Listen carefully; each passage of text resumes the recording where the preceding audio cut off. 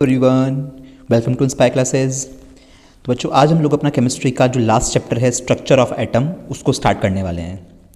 अगर ninth class की chemistry की बात करें तो केमिस्ट्री में टोटल आपके ओवरऑल 4 चैप्टर्स होते हैं, है ना।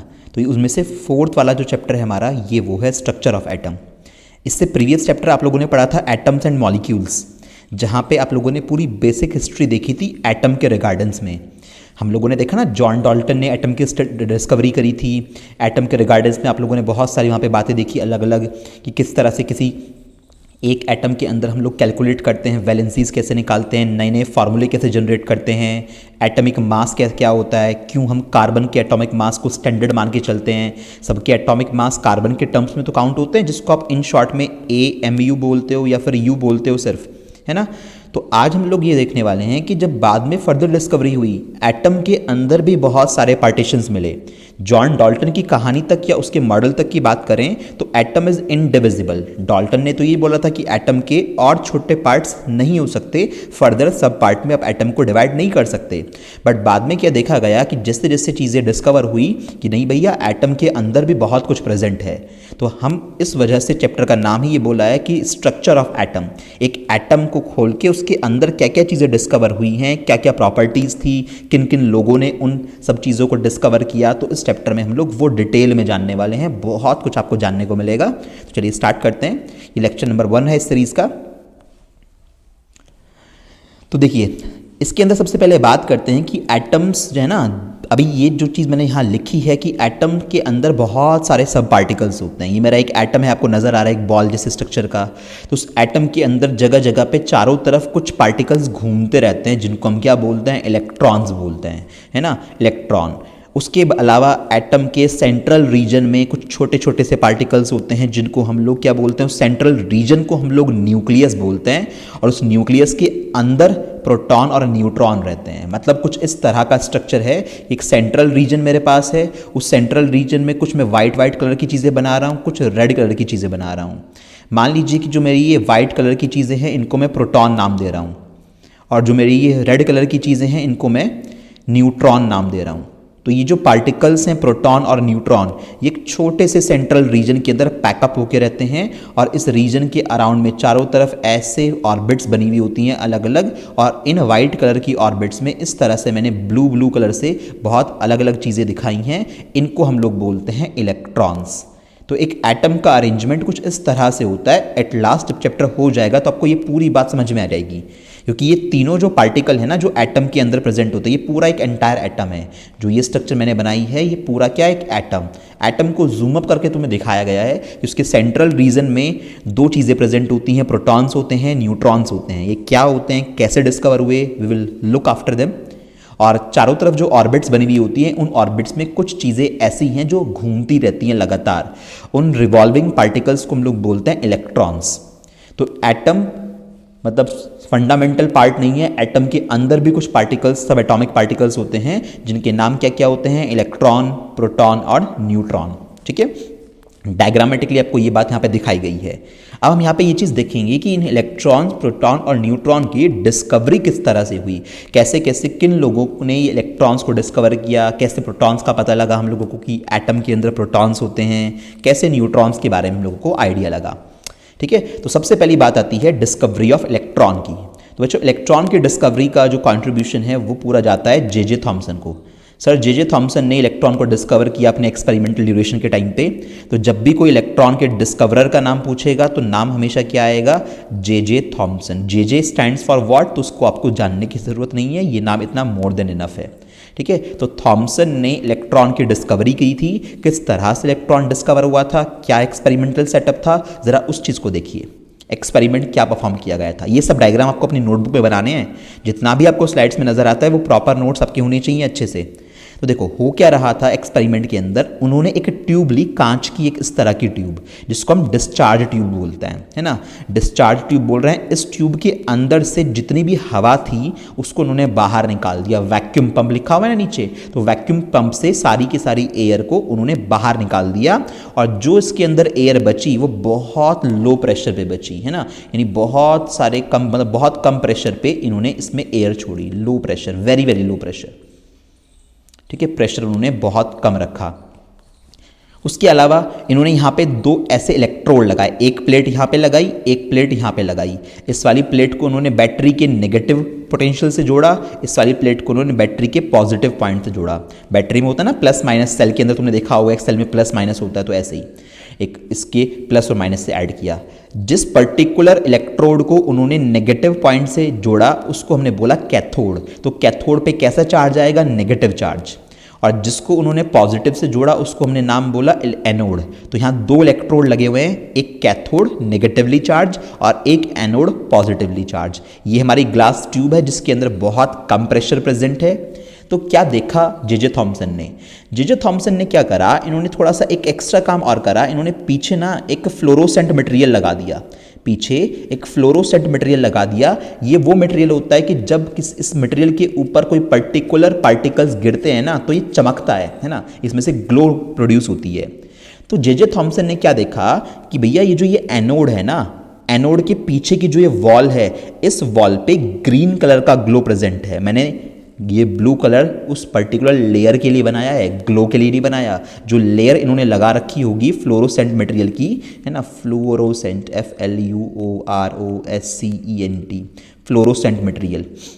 तो इसकी जो इन्होंने पीछे लेयर लगा रखी होगी, जब पार्टिकल्स यहाँ से कुछ चल के आ रहे होंगे, जाके ये पीछे वाली वॉल पे जब स्ट्राइक हुए तो यहाँ पे जे थॉमसन ने देखा कि ग्रीन कलर की ग्लो प्रोड्यूस होती है।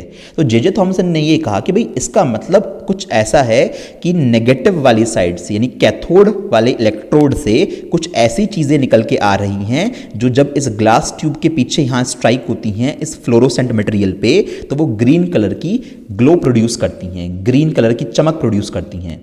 क्योंकि वो बीम इनविजिबल थी, प्लीज मेक श्योर, ये दिखाई नहीं देती थी, तभी तो ग्लो से पता लगा।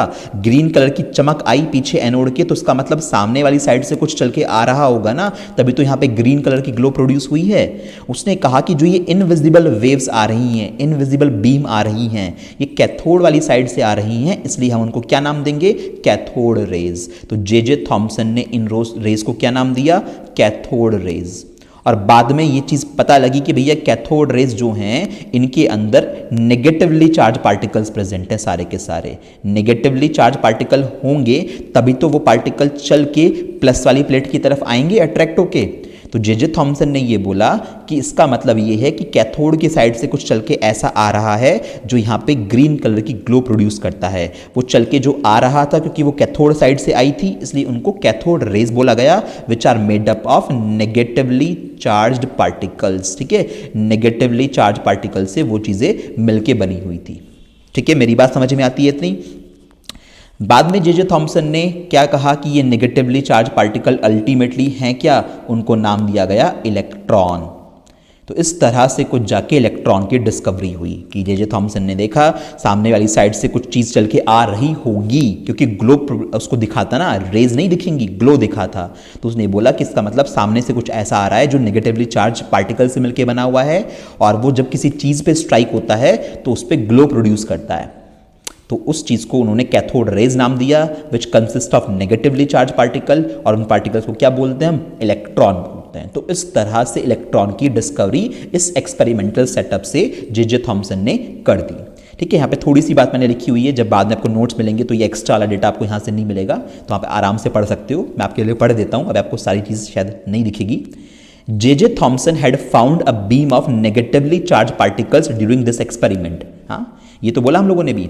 ही called them as cathode rays. उसने उनको क्या नाम दिया? कैथोड रेज नाम दिया, because they have originated from cathode, क्योंकि वो कैथोड वाली साइड से चल के आई थी, इसलिए जे थॉमसन ने उनको कैथोड रेज नाम दिया। ठीक है, तो ये चीज़ आपको क्लैरिटी से नजर आ जाएगी जब आपके पास नोट्स होंगे इस स्लाइड के। ठीक है, चलिए। तो cathode rays are a stream of negatively charge particle called electron. यही बात हम लोगों ने पीछे पढ़ी है कि कैथोड रेज किस चीज से मिलकर बनी हुई है? नेगेटिवली चार्ज पार्टिकल से मिलकर बनी हुई है, और उन पार्टिकल को क्या नाम दिया गया? इलेक्ट्रॉन। इन दिस वे बच्चों इलेक्ट्रॉन की डिस्कवरी हुई। कुछ एक्स्ट्रा पॉइंट्स जो है आपके स्लाइड में नहीं है, मैं आपको नोट करने के लिए यहाँ पे बता देता हूँ कि आपको ये ज़रूर नोट करने हैं कि जो ये इलेक्ट्रॉन है, इस इलेक्ट्रॉन के चार्ज और मास की वैल्यू बहुत अच्छे से याद रखना है ना। स्टार मार्क करके मैं लिख देता हूँ यहाँ पे। इलेक्ट्रिक चार्ज कितना होता है इलेक्ट्रॉन के ऊपर? Charge on electron. ठीक है, चार्ज ऑन इलेक्ट्रॉन। तो इलेक्ट्रॉन के ऊपर जो चार्ज होता है वो होता है 1.6। ठीक है, नेगेटिव चार्ज होता है, माइनस बाहर लगा सकते हो आप। इंटू 10⁻⁻19 और चार्ज की एसआई यूनिट होती है कूलम, ठीक है, COULOMB, शॉर्ट में C लिखा जाता है। तो चार्ज इलेक्ट्रॉन पे कितना होता है, नेगेटिवली चार्ज पार्टिकल है तो नेगेटिव चार्ज कितना मैग्नीट्यूड का 1.6 इंटू 10⁻⁻19 कूलम। बहुत अच्छे से इस चीज़ को याद रखना है। दूसरा, इलेक्ट्रॉन का जो मास होता है, बहुत हल्का पार्टिकल होता है बच्चों इलेक्ट्रॉन का मास बहुत कम आएगा, आप देखोगे 9.1 इंटू 10⁻31 kg, किलोग्राम में बात कर रहा हूँ, हो सकता है बुक में ग्राम में दे रखा हो, आप केजी में याद रखिएगा। 9.1 इंटू 10⁻31 kg। तो ये दो पॉइंट्स बड़े इंपॉर्टेंट है, आपको क्रूशली बहुत अच्छे से ये याद होने चाहिए, क्योंकि इलेक्ट्रॉन की डिस्कवरी हम लोगों ने देख ली, जे थॉमसन ने करी। कितना चार्ज होता है इलेक्ट्रॉन पे, इतना होता है, कितना मास होता है, इतना, दोनों वैल्यू अच्छे से याद रखिएगा, ठीक है। चलिए, तो एक पार्टिकल मिला हम लोगों को अपने एटम के अंदर, जिसका नाम हमने क्या दिया, इलेक्ट्रॉन। उसका चार्ज, उसका मास हम लोगों ने देख लिया। अब दूसरा पार्टिकल प्रोटॉन। अब दूसरे पार्टिकल की जरूरत क्यों पड़ गई भाई? लोगों ने ये सोचा कि भैया एटम तो न्यूट्रल ही होता है ना, एटम कोई भी कैसा होता है, ये डाल्टन ने बताया था न्यूट्रल होता है, मतलब जितना पॉजिटिव चार्ज उतना ही नेगेटिव चार्ज, तो कट के कितना हो जाएगा, 0 हो जाएगा। तो अब नेगेटिवली चार्ज पार्टिकल जब तुम्हें इलेक्ट्रॉन मिल चुके हैं, तो इसका मतलब इस एटम के अंदर पॉजिटिव चार्ज पार्टिकल भी प्रेजेंट होंगे, नहीं तो टोटल 0 कैसे होगा, समझ रहे हो ना। इलेक्ट्रॉन तुम्हें मिल चुके हैं, इलेक्ट्रॉन पे तो नेगेटिव चार्ज होता है, तुम्हें टोटल वैल्यू 0 करानी है तो पॉजिटिव चार्ज पार्टिकल भी तो मिलनी चाहिए। तो ये पार्टिकल्स आपको मिले फाइनली, या गोल्डस्टीन को कौन से पार्टिकल मिले, उनको उन्होंने क्या नाम दिया, इसको प्रोटॉन। तो प्रोटॉन की डिस्कवरी का जो कंट्रीब्यूशन है या जो डिस्कवरी का क्रेडिट है वो गोल्डस्टीन को जाता है, यूगन गोल्डस्टीन। आपको पूरा नाम की जरूरत नहीं है, आप गोल्डस्टीन भी याद रखोगे तब भी मोर देन इनफ है, ठीक है। तो प्रोटॉन की डिस्कवरी किसने की, मेक श्योर गोल्डस्टीन ने एक्सपेरिमेंट किया था, गोल्डस्टीन की डिस्कवरी थी। गोल्डस्टीन ने क्या करा, इसने जे थॉमसन ने जो ट्यूब ली थी ना, उसी ट्यूब को यूज़ करा, सेम वही डिस्चार्ज ट्यूब थी, बस फर्क इतना था कि जे थॉमसन ने जो ट्यूब ली थी उसके अंदर जो उसने कैथोड यूज़ करा था उसमें ऐसे होल्स नहीं थे जगह जगह पे।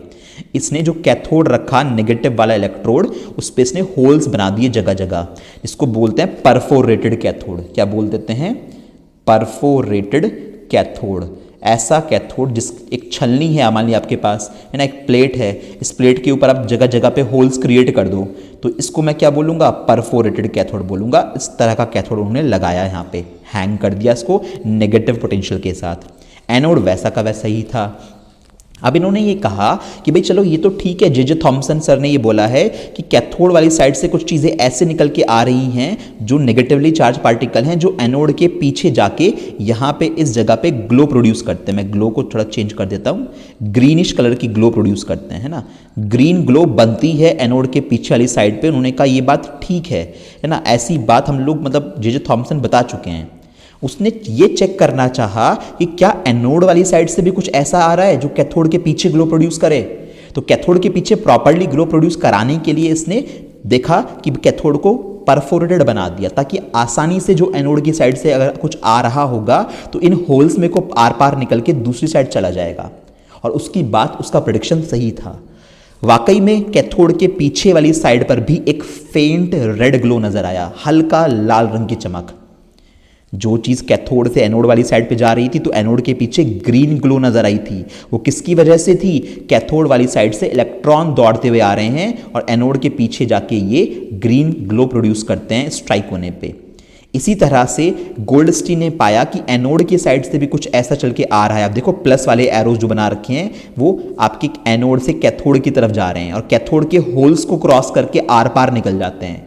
कैथोड के अंदर जो होल्स हैं उनको क्रॉस करके आर पार निकल जाते हैं और जब इस वॉल पे आके स्ट्राइक होते हैं तो फेंट रेड ग्लो वो प्रोड्यूस करते हैं, हल्के लाल रंग की चमक प्रोड्यूस करते हैं। तो इसका मतलब एनोड की साइड से भी कुछ ऐसा आ रहा है जो कैथोड के पीछे चमक प्रोड्यूस कर रहा है। अब एनोड पे तो पॉजिटिव चार्ज है, तो उन्होंने ये बोला, अब जे थॉमसन को देखते हुए इन्होंने बोला, जैसे जे थॉमसन ने क्या कहा था कि कैथोड की साइड से कुछ चीज़ें ऐसी आ रही हैं जो एनोड के पीछे ग्रीन कलर प्रोड्यूस कर रही हैं, तो उन्होंने उसको कैथोड रेज नाम दे दिया था। इसी तरह से गोल्डस्टीन ने क्या कहा कि एनोड की साइड से भी कुछ ऐसा चल के आ रहा है जो कैथोड के पीछे वाली साइड पे फेंट रेड ग्लो प्रोड्यूस करता है। तो जे थॉमसन के नाम को देखते हुए इन्होंने, गोल्डस्टीन ने इन रेज को क्या नाम दे दिया, एनोड रेज। क्या नाम दे दिया, एनोड रेज। इनको पॉजिटिव रेज भी बोला जाता है क्योंकि एनोड पे तो पॉजिटिव चार्ज होता है ना, तो पॉजिटिव चार्ज से मिलकर बनी हुई होंगी, पॉजिटिव रेज भी बोला जाता है। और इन रेज के अंदर फाइनली क्या प्रेजेंट थे देखा गया बाद में, पॉजिटिवली चार्ज पार्टिकल्स प्रेजेंट थे। Anode rays consist of positively charge particles, जिनको क्या नाम दिया गया, प्रोटॉन्स नाम दिया गया बाद में। ठीक है, क्या बात समझ में आ रही है? इस तरह से हमारे पास प्रोटॉन की डिस्कवरी हुई। प्रोटॉन की डिस्कवरी करने की क्यों सोची साइंटिस्ट ने, ये बात तुम्हें समझ में आ रही है ना क्लियरली, कि भाई अगर इलेक्ट्रॉन डिस्कवर हो चुका है, इलेक्ट्रॉन पे नेगेटिव चार्ज, एटम को तो जीरो चार्ज करना होना है, क्योंकि टोटल चार्ज एटम पे जीरो होना चाहिए। तो इसका मतलब जब नेगेटिव चार्ज की कोई चीज़ डिस्कवर हो चुकी है तो पॉजिटिव चार्ज वाला भी कुछ ना कुछ प्रेजेंट होना चाहिए एटम के अंदर। तो इस डिस्कवरी ने, जहां उसने परफोरेटेड कैथोड यूज़ करा, देखा कि कैथोड के पीछे भी कुछ चमक प्रोड्यूस होती है, यानी एनोड के साइड से कुछ ऐसा आ रहा है जो कैथोड को क्रॉस करके इसके पीछे पहुंच जाता है और फेंट रेड ग्लो प्रोड्यूस करता है। इन रेज को एनोड रेज या पॉजिटिव रेज नाम दिया गया, क्योंकि इनके अंदर पॉजिटिवली चार्ज पार्टिकल थे। इन पॉजिटिवली चार्ज पार्टिकल को बाद में नाम दिया गया प्रोटॉन। ठीक है, चलिए। The particles constituting anode rays differ with gas used in the discharge tube. ठीक है, ये नोट ये कहता है कि पार्टिकल कॉन्स्टिट्यूटिंग एनोड रेज, कि एनोड रेज के अंदर कौन से पार्टिकल होंगे, ये इस बात पे डिपेंड करता है कि आपने डिस्चार्ज ट्यूब के अंदर जो बहुत लो प्रेशर पे गैस यूज करते हैं ना, वो कौन सी गैस यूज करी है। जैसे जगह जगह पे तुम्हें गैस के मॉलिक्यूल्स दिख रहे हैं, तो मतलब ऐसा कोई हार्ड एंड फास्ट रूल नहीं है कि एनोड रेज के अंदर हमेशा ही प्रोटॉन होंगे, ऐसा कोई ज़रूरी नहीं है। उन्होंने कहा प्रोटॉन की जगह कोई और पॉजिटिव चार्ज पार्टिकल भी हो सकता है। जैसे एक होता है अल्फा पार्टिकल, अल्फा पार्टिकल भी पॉजिटिव होता है, प्रोटॉन भी पॉजिटिव होते हैं, है ना। जब उन्होंने एक स्पेसिफिक गैस यहाँ पे ली, उस केस में उनको मिला कि भैया जो इसके अंदर जो आपके पार्टिकल्स नज़र आ रहे हैं पॉजिटिवली चार्ज पार्टिकल, वो प्रोटॉन होंगे। अगर आप डिस्चार्ज ट्यूब के अंदर आने वाली गैस को भर दोगे, चेंज कर दोगे उस गैस को, तो पार्टिकल्स का नेचर भी चेंज हो सकता है, बट होगा वो पॉजिटिव चार्ज पार्टिकल ही।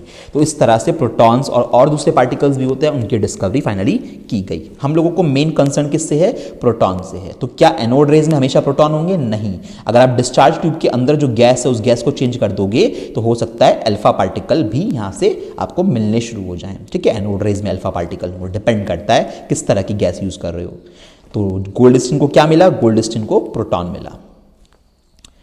इस तरह से प्रोटॉन की डिस्कवरी हुई। अच्छा, अब इसके बाद चलो प्रोटॉन डिस्कवर हो गए, प्रोटॉन पे पॉजिटिव चार्ज होता है, इलेक्ट्रॉन डिस्कवर हो गए, इलेक्ट्रॉन पे नेगेटिव चार्ज होता है, एटम न्यूट्रल हो गया, कहानी खत्म। फिर ये न्यूट्रॉन नाम की चीज़ की डिस्कवरी क्यों हुई, इसके लिए क्या क्यों ज़रूरत पड़ गई? भाई टोटल चार्ज जीरो हो तो चुका, सब कुछ कंडीशन सेटिस्फाई हो रही है, सब कुछ बढ़िया था, प्रॉब्लम क्या आती? प्रॉब्लम सुनना। कार्बन 12 का एक एटम इन्होंने लिया, उसको तोलने की कोशिश करी। पहले कार्बन 12 वाला एटम है, तो इसमें क्योंकि एटम है तो न्यूट्रल होगा, न्यूट्रल होगा तो जितने प्रोटॉन होंगे, P+ मतलब प्रोटॉन, उतने इलेक्ट्रॉन होंगे। तो 6 प्रोटॉन इलेक्ट्रॉन होते हैं। तो उन्होंने देखा अच्छा ये कार्बन वाला एटम है, C12 एटम है, इसके अंदर 6 प्रोटॉन हैं और 6 इलेक्ट्रॉन हैं। ठीक है, टोटल सब कुछ न्यूट्रल है।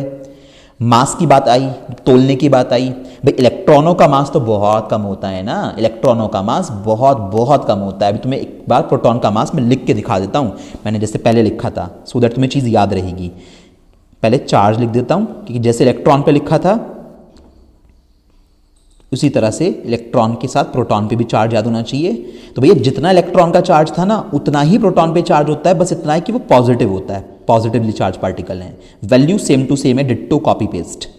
ठीक है, तो चार्ज तो आसान है, इसका याद रखना। बात आती है मास की, मास ऑफ ए प्रोटॉन। भैया प्रोटॉन का मास इलेक्ट्रॉन से लगभग 10,000 गुना ज़्यादा होता है। आप देखना ज़रा ध्यान से, 1.67 इंटू 10 की पावर -27 kg। आप जरा इलेक्ट्रॉन पे याद करो, 10 की पावर -31 kg था। भाई माइनस में जितनी पावर बढ़ेगी उतनी वैल्यू कम हो जाएगी ना, तो इस केस में यहाँ पे 27 और 31 में 4 जीरो का डिफरेंस है। अब एक के आगे अगर 4 जीरो लगती हैं तो 10,000 वैल्यू होती है। तो मैं ये बोल सकता हूँ कि प्रोटॉन का मास इलेक्ट्रॉन के मास का लगभग 10,000 गुना ज़्यादा होता है। देख रहे हो, यानी इलेक्ट्रॉन तो बहुत ही हल्का पार्टिकल है, प्रोटॉन उससे काफ़ी भारी होता है। तो इसलिए अब मैं यहाँ पे तुम्हें बोल रहा था कि जब कार्बन एटम को तोला गया तो उन्होंने देखा भैया प्रोटॉन का मास है कुछ 6 प्रोटॉन है, अच्छा खासा मास होगा। 6 इलेक्ट्रॉन, इलेक्ट्रॉन का तो बहुत ही कम मास होता है, तो 6 इलेक्ट्रॉन का भी कोई खास नहीं होना चाहिए। वो एक्सपेक्ट कर रहे थे कि जो मास आना चाहिए ना, वो 6U के आसपास का ही आना चाहिए बस। इलेक्ट्रॉनों को अगर नेगलेक्ट कर दे तो इलेक्ट्रॉन का मास तो बहुत कम होता है। भाई 6 प्रोटॉनों का मास 6 यू के बराबर आना चाहिए, बट आया कितना? एक्सपेक्टेड रिजल्ट था 12 यू, भैया बाहर ही आया, डबल आया लगभग। अब ये कैसे हो गया? लोगों के होश उड़ गए कि मास जो था कार्बन एटम का वो 12 यू देखने को मिला। अगर हम लोग कार्बन एटम की बात कर रहे हैं, प्रोटॉन का मास 6 प्रोटॉन तो 6 यू मास हो गया। 6 इलेक्ट्रॉन, इलेक्ट्रॉन का मास बहुत बहुत कम होता है, तो हमने उनको जोड़ा ही नहीं, है ना। मान लो तुम 0.5 यू बना के इलेक्ट्रॉनों का मास भी जोड़ लो, 6 इलेक्ट्रॉन मिल के सिर्फ 0.5 यू बना पाएंगे, तब भी कितना आना चाहिए था? 6.5 यू आना चाहिए था ना। सिर्फ आया कितना? 12 यू। इसका मतलब लोगों ने, साइंटिस्ट ने दिमाग लगाया कि भैया इसका मतलब अभी एक चीज़ और ऐसी है जो एटम में छूट गई है हमसे, जिसका मास है ना, जिसका मास लगभग प्रोटॉन के बराबर होना चाहिए और उस पर कोई चार्ज नहीं होना चाहिए। क्योंकि अगर कुछ चार्ज और आया तो प्लस माइनस तो पहले से ही जीरो हो चुके हैं ना। अगर आपके पास कोई और पॉजिटिव या नेगेटिव चार्ज आ गया, फिर ये फिर से न्यूट्रलाइज नहीं हो पाएंगे। तो उन्होंने क्या बोला कि इसका मतलब एक पार्टिकल अभी ऐसा छूट गया है हमसे जिसका मास लगभग प्रोटॉन के आसपास का ही होगा और उस पर कोई चार्ज नहीं होगा, यानी वो न्यूट्रल पार्टिकल होगा। इस तरह से ये सोच थी, इस तरह से हमें समझ में आया कि एक नए पार्टिकल को भी डिस्कवर किया जाना चाहिए। देख रहे हो, after the discovery of proton and electron it was observe that mass of atom was entirely depend on proton electron. लोगों ने ये देखा कि भैया मास सिर्फ प्रोटॉन इलेक्ट्रॉन पे डिपेंड होना चाहिए, बट यहाँ तो सब गड़बड़ हो गया। भाई प्रोटॉन इलेक्ट्रॉन का मास मिला के लगभग इतना ही आएगा कुल मिला के, 6 प्रोटॉन 6 इलेक्ट्रॉन का, बट आ तो कितना रहा था? 12 यू। तो कुछ और ऐसा है ना जो छूट गया है। तो वो कुछ और ऐसा कौन था? वो तीसरा बंदा था न्यूट्रॉन। न्यूट्रॉन किसने डिस्कवर किया? जेम्स चैडविक ने 1932 में। तो उस न्यूट्रल पार्टिकल न्यूट्रॉन की डिस्कवरी का कंट्रीब्यूशन है जेम्स के हिस्से में, जेम्स चैडविक में। डिस्कवरी कैसे हुई उसको जानने की ज़रूरत नहीं है, वो एक रेडियोएक्टिव सब्सटेंस वाली बात है। बस ध्यान रखना कि जेम्स चैडविक ने न्यूट्रॉन की डिस्कवरी की थी। और न्यूट्रॉन के चार्ज और मास की बात करूं तो भैया चार्ज ऑन न्यूट्रॉन, है ना। बातें सारी पता होनी चाहिए, जैसे तीनों के लिए तुमने लिखा था चार्ज ऑन न्यूट्रॉन, तो आंसर आएगा नो चार्ज, है ना। इसके ऊपर कोई चार्ज नहीं होता। That is neutron is a neutral particle. Neutron पे कोई चार्ज नहीं होता, एक न्यूट्रल पार्टिकल है। जब बात आती है मास की, मास ऑफ न्यूट्रॉन, तो बच्चों न्यूट्रॉन का मास ऑलमोस्ट प्रोटॉन के मास का ही बराबर होता है, ऑलमोस्ट जितना मास प्रोटॉन का होता है ना। यानी अप्रॉक्सीमेट 1.67 इंटू 10 की पावर -27 kg।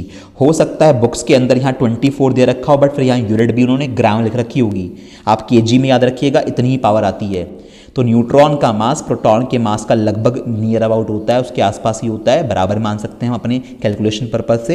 तो इस तरह से फाइनली हमारे पास एक तीसरा पार्टिकल मिला जिसको हमने क्या नाम दिया? न्यूट्रॉन, जिसके पास कोई चार्ज तो नहीं है बट मास ज़रूर है इतना, कितना? प्रोटॉन के बराबर सा ही मास होता है। ठीक है, तो आज मैंने आपको तीनों डिस्कवरी पढ़ा दी, तीनों पार्टिकल्स की। उसकी एक शॉर्ट समरी यहाँ पे आप अच्छे से देख सकते हो कि इलेक्ट्रॉन डिस्कवर किया जे थॉमसन ने, प्रोटॉन डिस्कवर हुआ ई गोल्डस्टीन, दोनों ने वो डिस्चार्ज ट्यूब लेके उन सब चीज़ों में बातें करी थी सारी की सारी। और न्यूट्रॉन फाइनली डिस्कवर किसने किया? जेम्स चैडविक ने न्यूट्रॉन की डिस्कवरी करी। तो आप तीनों की फोटो देख सकते हो, उन तीनों लोगों की, आपको अच्छे से तीनों के बारे में, तीनों के लोगों के नाम, इलेक्ट्रॉन पे चार्ज कितना है, मास कितना है, प्रोटॉन पे चार्ज कितना है, मास कितना है, और न्यूट्रॉन पे चार्ज और मास कैसा होता है, सब चीज़ें आपको क्लैरिटी से माइंड पे अच्छे से होनी चाहिए कि अच्छा ऐसा ऐसा हमारे पास है। और थोड़ा सा प्लीज़ पिकअप द एनसीईआरटी, अपनी जो साइंस की एनसीईआरटी है, साइंस की एनसीईआरटी को उठाइएगा और उससे इस चैप्टर को रीड करने की कोशिश कीजिएगा। आपको बहुत सारी बातें जानने को मिलेंगी जो मैं आपको बोल रहा हूँ। लाइन बाय लाइन प्रॉपर्ली पढ़ो एनसीईआरटी को, बुक्स रीड करने की हैबिट डालो, आपको बहुत फ़ायदा मिलेगा। साइंस की एनसीईआरटी से इस चैप्टर को जितना मैंने पढ़ाया है, ये सेक्शन सब कुछ नहीं मिलेगा एनसीईआरटी में, काफ़ी शॉर्ट में दिया हुआ है, बट उनको कोशिश करना कि आपको इलेक्ट्रॉन, प्रोटॉन, न्यूट्रॉन के बारे में आपको वहाँ नज़र आ जाएगा कि कैसे ऐसे हो रहा है। ठीक है, तो इतनी स्टोरी हमारी यहाँ से खत्म होती है बच्चों। जो हमारा अगला लेक्चर आएगा उसमें हम लोग ये देखेंगे कि चलो ठीक है भाई, इलेक्ट्रॉन, प्रोटॉन, न्यूट्रॉन नाम के 3 सब पार्टिकल एटम के अंदर डिस्कवर हो चुके। अब क्वेश्चन ये अराइज होता है कि ये तीनों के तीनों कैसे अरेंज हैं एटम के अंदर, इनका अरेंजमेंट कैसा है, कहाँ कहाँ कैसे कैसे, कहाँ इलेक्ट्रॉन होता है, कहाँ प्रोटॉन होता है, कहाँ न्यूट्रॉन होता है। इनके अरेंजमेंट के ऊपर एक बहुत बड़ा क्वेश्चन मार्क था कि भैया ये जो चीज़ें हैं ये कैसे अरेंज हैं। इस कहानी को फिर धीरे धीरे सुलझाया, अलग अलग लोगों ने अपने अपने मॉडल्स दिए जिनको हम लोग एटॉमिक मॉडल्स बोलते हैं। क्या बोलते हैं उन चीज़ों को? एटॉमिक मॉडल्स बोलते हैं। तो आप देखोगे जे थॉमसन का एटॉमिक मॉडल, फिर उसके बाद रदरफोर्ड नाम का एक पर्सन आएगा, उसका एटॉमिक मॉडल काफ़ी इंपॉर्टेंट था अपने आप में। फिर नील्स बोहर आएगा, नील्स बोहर का एटॉमिक मॉडल। यानी इन लोगों ने कोशिश करी इलेक्ट्रॉन, प्रोटॉन और न्यूट्रॉन के अरेंजमेंट को समझाने की कि किस तरह से एटम के अंदर ये सब चीज़ें प्रेजेंट होती हैं। ठीक है, तो अभी आपने पार्टिकल्स का बेसिक पढ़ लिया। नेक्स्ट लेक्चर में हम लोग एटॉमिक मॉडल्स शुरू कर रहे होंगे और उनके बारे में जानना शुरू करेंगे। पूरा चैप्टर आपको बहुत क्लैरिटी से समझ में आ जाएगा। हर तरह का न्यूमेरिकल इसमें जो भी पूछा जा सकता है आगे हम सब कुछ कवर अप कर लेंगे। ठीक है।